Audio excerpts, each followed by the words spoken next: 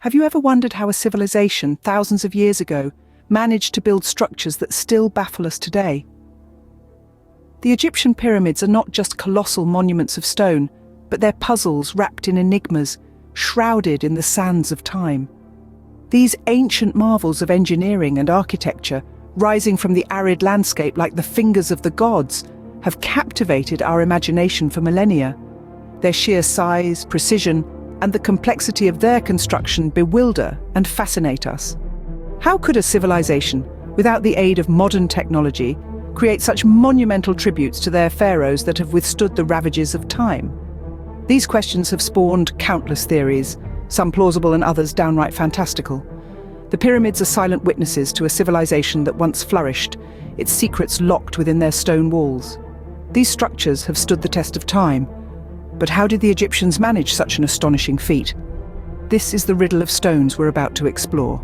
The story of the pyramids begins in 2700 BC with the Step Pyramid of Djoser.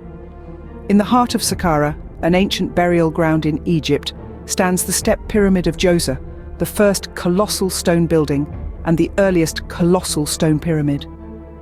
This pyramid was a radical departure from the traditional flat-roofed rectangular mastaba tombs that were common during that era. Instead of a single-story structure, the Step Pyramid features 6 distinct levels, or steps, which creates a stairway-like silhouette that stretches towards the sky. This deviation in design wasn't a mere aesthetic choice, it was a symbolic gesture, a representation of the pharaoh's ascension to the heavens in his afterlife. But who was the mastermind behind this architectural marvel? The credit goes to Imhotep, the royal architect of Pharaoh Djoser, and one of the few commoners in history to achieve divine status after death. Imhotep was more than just an architect. He was a polymath, a priest, a scribe, a doctor, and a wise counselor. His ingenious idea of stacking mastabas of decreasing size not only gave birth to Egypt's first pyramid, but also marked the beginning of an era of monumental architecture. This new design was far more than a tomb. It was a statement of power, a testament to the divine status of the pharaoh, and a symbol of the eternal nature of the Egyptian state. The construction of the Step Pyramid was an enormous undertaking. It required the labor of thousands, the coordination of resources on an unprecedented scale, and the development of new techniques in masonry and engineering. Yet the result was a structure that has endured for over 4,500 years, a testament to Imhotep's genius and the might of the Old Kingdom. But the Step Pyramid was just the beginning.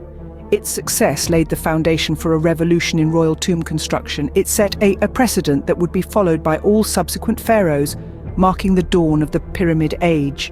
The Step Pyramid set the stage for what was to come, the Age of Grand Pyramids. Fast forward a few decades, and we arrive at the era of the Great Pyramids. This time period, roughly 4,500 years ago, marked a pinnacle in ancient engineering, with the pyramids of Giza standing as a testament to this. The most famous and grand among them is the Great Pyramid of Khufu. This colossal structure, named after the pharaoh who commissioned it, stands as the last of the 7 wonders of the ancient world. It's not just the sheer size of the Great Pyramid that's astounding, but also the precision of its construction. Picture this. The Great Pyramid was built with over 2.5 million blocks of stone, each weighing an average of 2.5 tons. That's about the weight of 2 small cars. These blocks of stone were cut with such accuracy that they fit together perfectly without the need for mortar. The skill and precision required for this task is mind-boggling even by today's standards, but the marvel doesn't stop there. The Great Pyramid is aligned with the cardinal points north, south, east and west with such precision that it deviates by less than 1/10 of a degree. That's less than the thickness of a human hair over the length of a football field. To achieve this level of precision in a time before the invention of the compass is nothing short of miraculous. And then there's the engineering. The Great Pyramid was the tallest man-made structure in the world for over 3,800 years. Its sides rise at an angle of 52 degrees to reach a height of 481 feet. To put that into perspective, it's about as tall as a modern 40-story building. But who were the people that built these colossal structures? Let's delve into that in the next scene. Contrary to popular belief, it wasn't slaves who built the pyramids. Let's delve into the lives of the true pyramid builders, those who etched their names into the annals of history with their sweat and toil. The pyramid builders were not slaves, but skilled laborers who lived in a planned community close to the pyramids. These laborers were ordinary Egyptians who, driven by a deep sense of national pride and devotion to their god-king, joined the monumental project. They were farmers during the flood season and builders during the dry season. They were organized into teams, each with its own specific tasks and areas of expertise. These communities were well planned and structured, with the laborers living in proximity to their work. The settlements consisted of houses, bakeries, breweries, and even healthcare facilities. This was a society within a society, a testament to the organizational prowess of the ancient Egyptians. The working conditions were tough, no doubt, but the laborers were not left to fend for themselves. They were well fed, with a diet rich in grains, vegetables, and meat, an indicator of their high societal status. Their food was not just sustenance, it was a reward for their arduous work, a form of motivation, and a sign of appreciation from the state.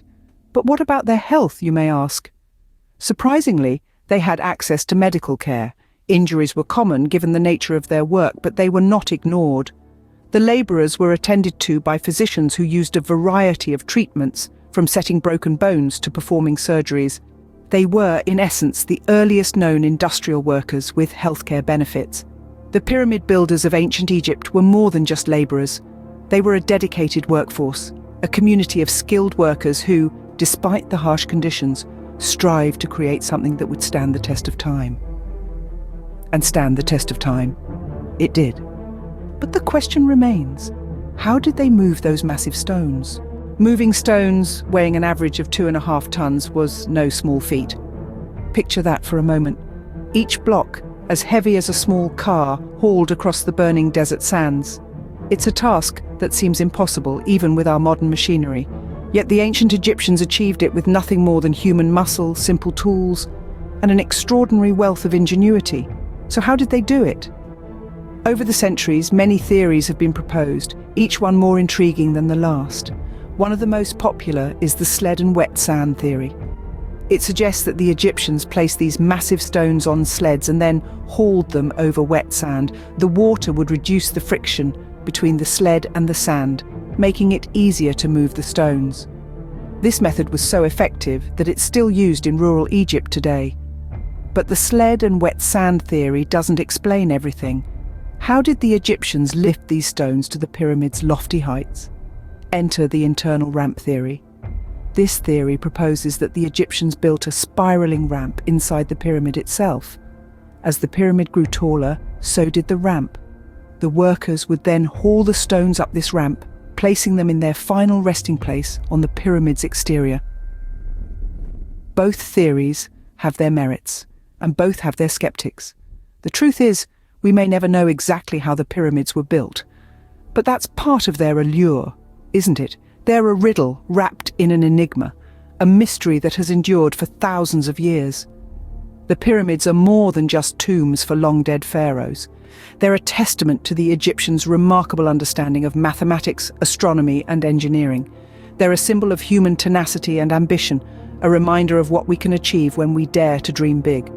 With or without the answer, the pyramids remain a testament to human ingenuity. So let's continue to marvel at these ancient wonders, for they are a testament to the limitless potential of the human spirit. The pyramids were more than just tombs, they were a statement. These imposing structures, etched against the timeless canvas of the Egyptian landscape, were a testament to the might and ambition of the pharaohs. They symbolized the divine connection between the earthly rulers and their gods, a bridge between the mortal realm and the eternal. But their significance transcended the borders of ancient Egypt. The pyramids, with their precise measurements and alignments, showcased a level of engineering prowess that would astound the world for centuries to come. They became a symbol of power, of the indomitable human spirit that dared to reach for the heavens. Even today, thousands of years later, the pyramids continue to inspire awe and wonder. They remind us of the heights that human ambition and ingenuity can reach, the lasting monuments we can build not just in stone, but in the annals of history. The pyramids, a legacy in stone, continue to captivate us, a testament to the ingenuity and ambition of a civilization long past.